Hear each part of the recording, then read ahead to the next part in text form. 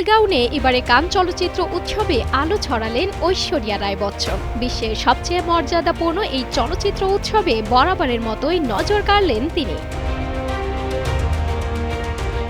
প্রতিবছর মে মাসে দক্ষিণ ফ্রান্সের কান শহরে পালে দি ফেস্টিভ্যালে এই জমকালো উৎসবটি অনুষ্ঠিত হয়, যেখানে বিশ্বের বিভিন্ন দেশের চলচ্চিত্র নির্মাতা, অভিনয়শিল্পী, প্রযোজক, ফ্যাশন আইকন ও তারকারা একত্রিত হন।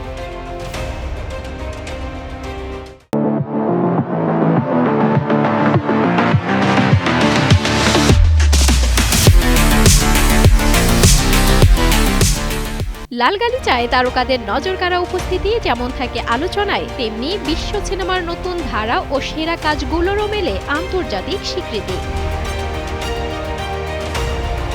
ঐশ্বরিয়ার নীল গাউনের সঙ্গে মানানসই হালকা গয়না, সফট মেকআপ আর আত্মবিশ্বাসী উপস্থিতিতে যেন ফুটে উঠেছে অনন্য রাজকীয় সৌন্দর্য। কানস ফিল্ম ফেস্টিভ্যালে তার এই এলিগেন্ট লুক মুহূর্তেই নজর কেড়েছে ফ্যাশন প্রেমীদের।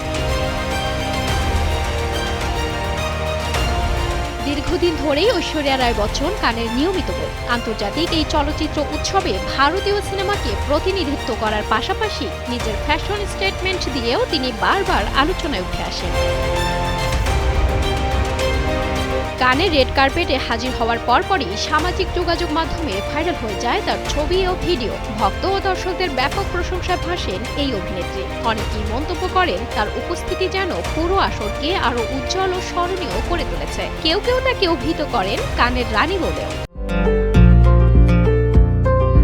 সানজানার সাথী, কানের কণ্ঠ।